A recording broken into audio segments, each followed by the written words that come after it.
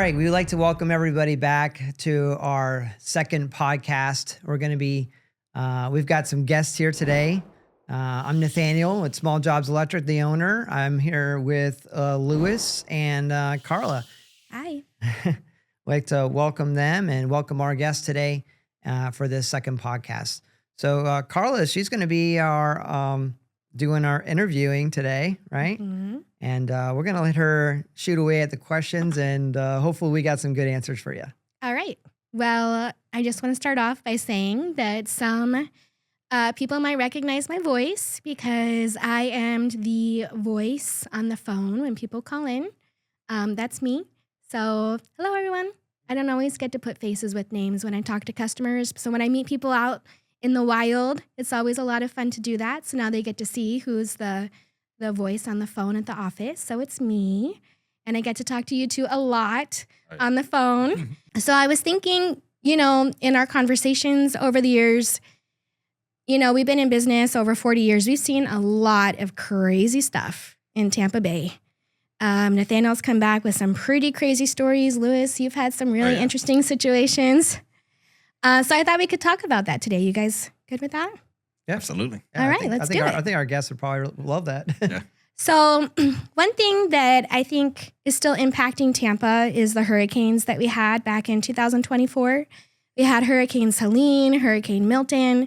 Within 2 weeks of each other, it was so crazy at that time. Yeah. And a lot of our customers were impacted. We had customers in Town and Country that were flooded out from Helene. We had customers in South Tampa. A lot of customers in Pinellas County were affected. And then when Milton came through, we had homeowners who lost their power. They couldn't get their EV cars out of the garage because they had no power to charge them. So all the wind damage came into play with risers and panels, and we saw a lot. And Tampa's still somewhat in recovery mode from that. So going back to that time of the hurricanes in 2024, there was some pretty crazy stuff that we saw people doing during the storms with their electrical in their home. So Nathaniel, was there anything that you saw that really stood out to you that would kind of made you scratch your head? Well, I met with a customer down in South Tampa, and he was explaining to me what was taking place. He decided to stay in his house.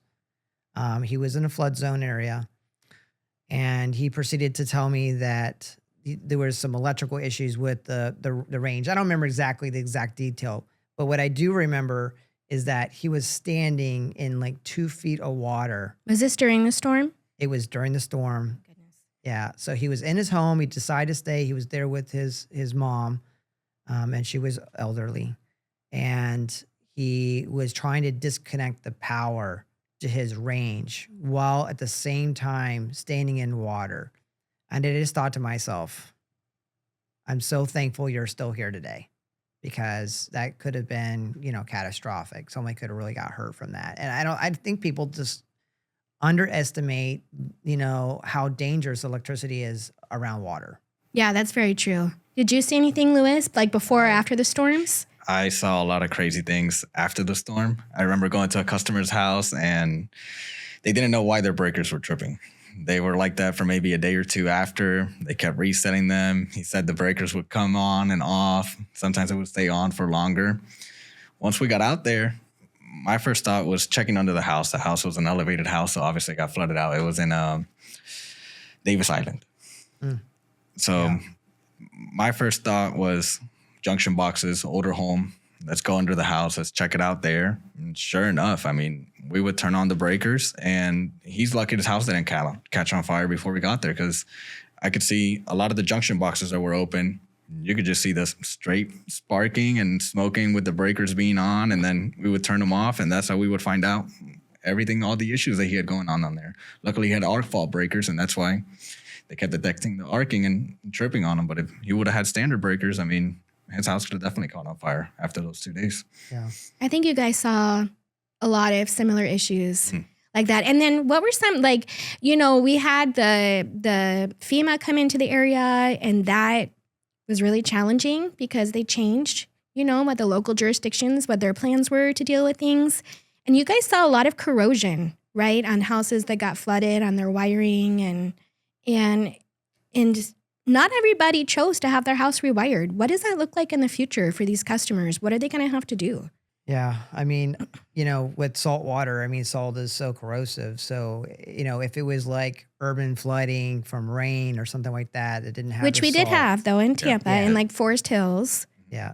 So, we treat each situation a little different. If it was salt water, we would recommend, rewiring at least, anything from a certain level above that down. And then depending on how old the house was, if the wiring in general in the house was just, from like the 50s or something like that, or they had aluminum wiring, then we would just recommend at that time, we give them options. You don't ever Mhm. want to force anybody to feel like they got to do all or nothing.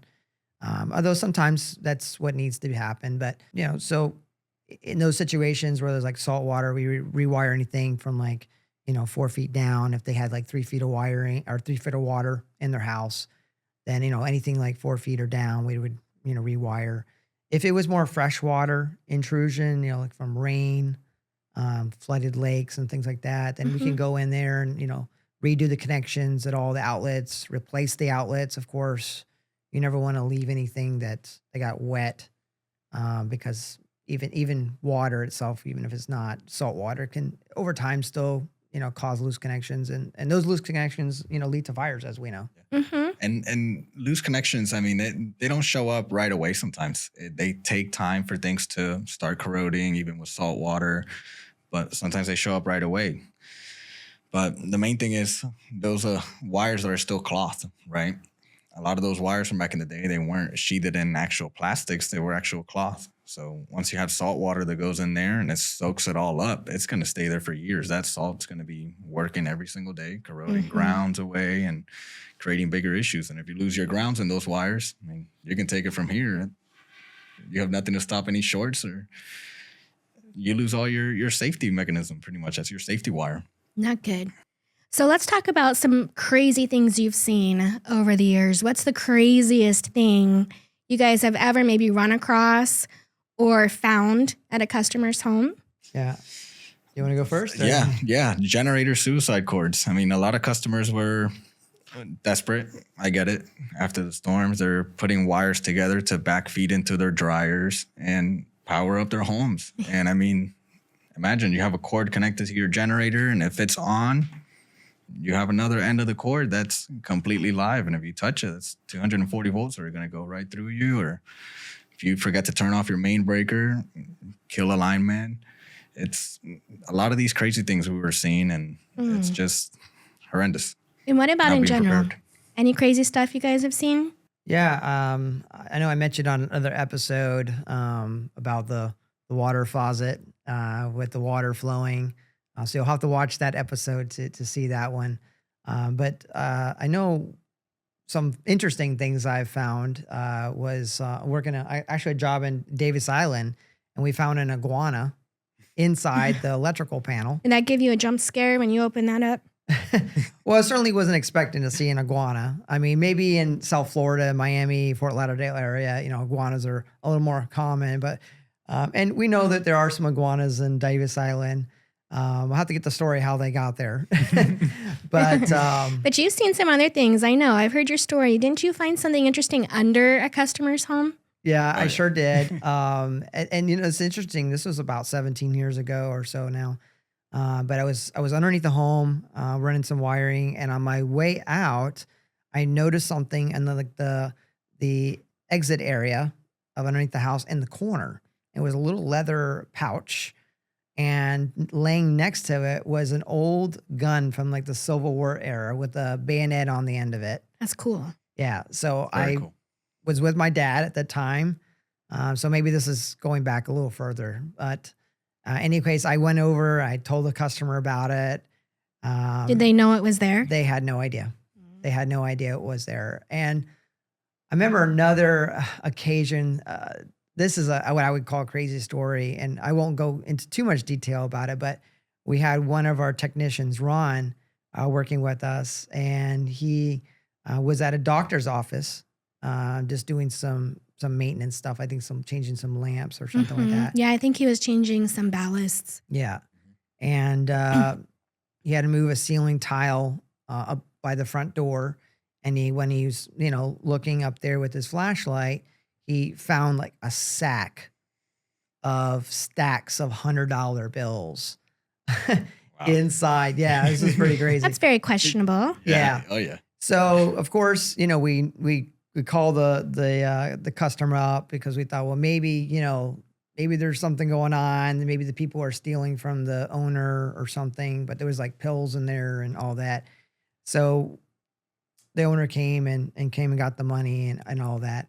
I thought that was a pretty interesting situation that we had run into. You would think like this is like some kind of heist movie or something. It's a scary thing to find, but also very odd. Interesting. Yeah, Very, it was very really odd. interesting. It was probably Especially being in a doctor's office. Yeah, absolutely. good. Yeah. So, another question. Have either of you ever walked into a situation that you immediately, like, let's say you walk into a home and you immediately want to walk right back out?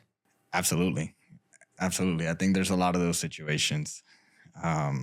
Is it just the house is in such bad shape, or is it maybe the personality of the homeowner? Is it a combo of other things? It could be combinations. It could be a homeowner, right off the back. Maybe they're stressed out with the issues they're having, so now they're taking their frustrations off on us. But with those people, you kind of have to level out with them and kind of hear them out.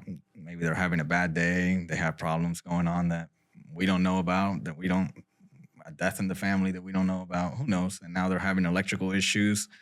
But there's also a lot of homes that need upkeeping, and there's definitely some crazy situations that we have walked into and Yeah. have had to walk out of. Yeah. I know, this, unfortunately, this happens. But, you come across some homes that they've had DIY going on in there.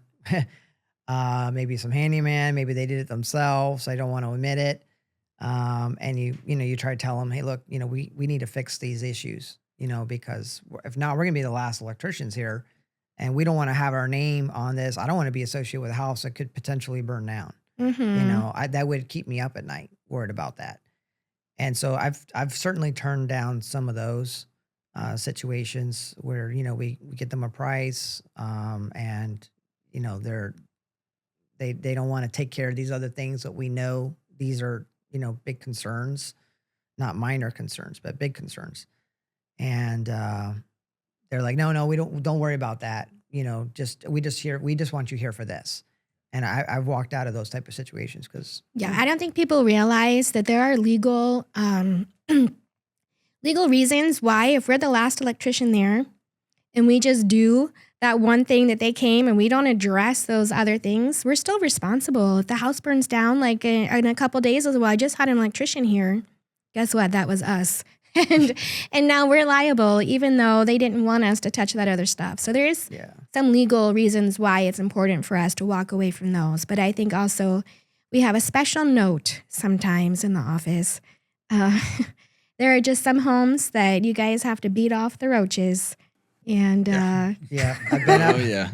I've been at a few of those. So like the the roach roaches coach. Yeah. I've been at some of those. I one house down in South Tampa. I couldn't even focus to work on the electrical panel because there were so many fleas. They were just attacking me like crazy. And I told the homeowner, I told him, look, I know you need this fixed, but the fleas are just insane. I probably had like 300 fleas on it. Still itching till today, huh? Yeah, I still remember. And so they obliged and they got somebody out there to take care of it. And we came back and serviced them and took care of their issues that they were having. But, there's just some types of situations, homes that are just not either sanitary to be in for our own selves. And we understand, people's privacy and stuff like that. But we also, we want to take care of our technicians and make sure we're, working in a clean environment. Some of these houses wouldn't pass OSHA No. standards sometimes. Now thinking about it, I was at a house a couple weeks ago with Julian. We go to the house. A lot of things aren't working, specifically the lights in the kitchen, the living room area. Lights were dimming on the guy, but he was very honest with me. He told me that back in the 80s, he built his own house. There used to be a trailer in that location. They took it out, and he actually wired everything himself. And he admitted to me that he wired everything off of the 240 circuit to the dryer. And he was using the ground as the neutral for the whole house. Wow. And he was a handyman. He was a handyman, but we couldn't do anything for him because, again, we couldn't rewire the house. That wasn't in his budget. But every single breaker inside of his electrical panel outside that used to belong to the trailer was double tapped going inside, grabbing the neutral from the ground wire in the dryer. They were grabbing basically a fake neutral for the whole house, for lighting circuits, outlet circuits. Nothing in the kitchen was dedicated. It was all part of the same lighting circuit pretty much. Then even the dryer outlet they were using for the dryer, that was extended with other number 12s going to other little things around the home. And that's just one example there of the many houses that we would have to turn down. Yeah. Mm. Yeah. But in many houses, we also get to fix a lot of their Yes. their Yeah. issues, Yeah. which is We nice. do. I mean, that's what Yeah. that's what we we're here do. for. That's what we're here for. But Yeah. yeah. I remember We never say no if we can say yes. That's right. Yeah. Yeah. I mean, I remember one house where in the closet, somebody had used like doorbell wire. I think it was phone wire, telephone wire. Can you believe this? No, does that even still exist? I know everyone uses a cell phone now. But yeah, they had a switch. They mounted a switch on a little piece of wood exposed, and they had the wire coming down the wall down to the switch, and it was wired 120. Mm. And it was powering a light up in the ceiling in their closet, which by the way was too close to the clothes, which was another hazard. Exposed bulb. Mhm. And that was one of those jobs I turned down because I asked more questions and I was able to figure out that they had done a lot more of this kind of wiring in the house. We have a word for that. A name. Mickey Mouse. Mickey Yeah, Mouse. Mickey Mouse. That's Yeah. the whole Yeah. Mickey Mouse installation. Oh, yeah. Yeah. So our time is running out. So before we go, one last question for you each. Louis, what's the most unusual DIY repair you've seen a customer do? DIY repair, man, I mean, there's a lot of them. Using The extension wires. craziest thing, like how did they not burn their house down? You can't compete with the telephone wire. I can't compete with a telephone wire. I went to a house one time where I actually got shocked. I turned off a switch to work on a light, but I believe it was the homeowner maybe. They actually wired the neutral onto the switch rather than the hots and then the load to the light. And then when you turn off the switch, the circuit stays open. And then you get hit with a neutral up top, swapping out the light, right? Mm. So those little things, I believe, can cause a lot of problems and, things that homeowners just don't think about maybe, or maybe they're hiring the wrong guys to come out and do their jobs. They're doing too much chat GPT repairs. Yeah, they're trying to take our jobs. That's right. No, Yeah. it's not going to happen, guys. Not going to happen. AI can't take our job. And Nathaniel, for you, what's the most unusual request a customer has ever asked? Oof. Strange, awkward, A unusual. lot of those. You get more of those than I don't. I don't feel like I get a lot of those unusual requests. Unusual, I would consider maybe the requests of doing the bare minimum, and then that there's a lot of things like you said at that house that are done wrong, and they don't want to fix the rest of it. I would consider that unusual. Like, why wouldn't you want to fix the other stuff in your home? Why would you want to live in a situation that could put you in a hazard? Yeah. How about, so we have some celebrity clients. We won't mention their names, obviously, but Mhm. to protect them. But any unusual requests from them? Like anything out in the unusual or nothing? No? We had a customer with a bodyguard. Oh yeah. Yeah. There are times you can't talk to customers, like you can't look them in the eye or Yeah. even talk to them. You have to talk to like their house Yeah. manager Yeah. or anything. Yeah. Yeah. We have a lot of those. Yeah, there is a lot There's of those. Now, if that's unusual, then yeah, that would be unusual. I think that's you don't super run into those a awkward. lot.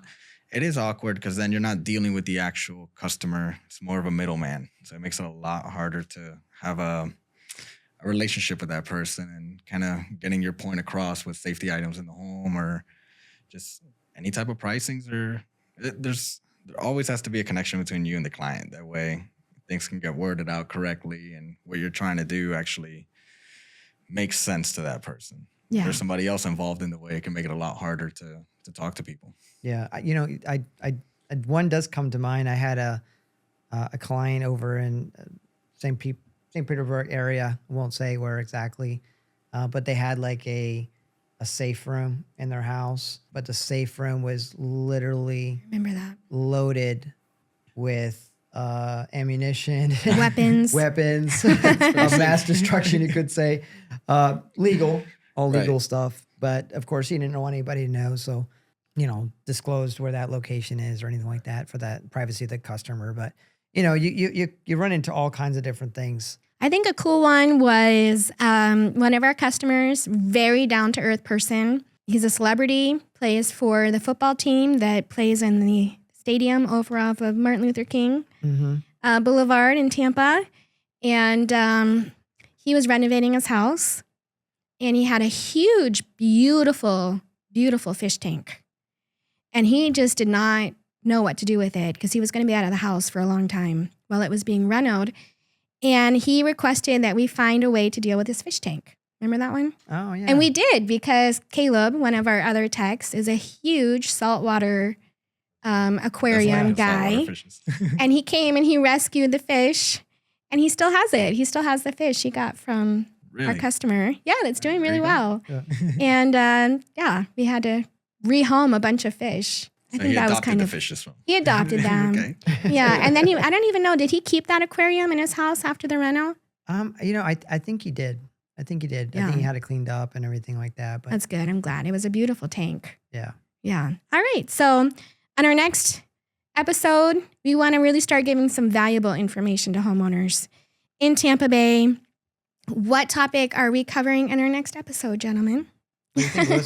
What do you think we should cover? I think we should talk about the safety items, why GFIs are needed, maybe why all these breakers keep tripping in people's homes, and now especially because breakers have GFI or arc fault protection built into them. A lot of customers don't understand them, so they think that just resetting it is going to take care of the issue, and they live like that. But I think there's a hidden truth behind all these things and why they happen. Yeah, why they trip and stuff. Yeah, I agree. And I think so many people are wanting to DIY because of YouTube and ChatGPT. They feel really confident in doing their own electrical work.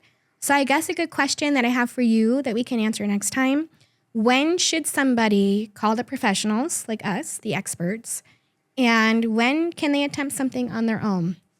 When is it safe to do so? And we can see what the answer to that question is. In the meantime, it's been a pleasure. Thank you for having me. Thank you, Yeah, Carla. thanks for hosting. So thank you so much for watching our second episode here with Small Jobs Electric. I hope you've enjoyed, and we look forward to you joining us on our third episode.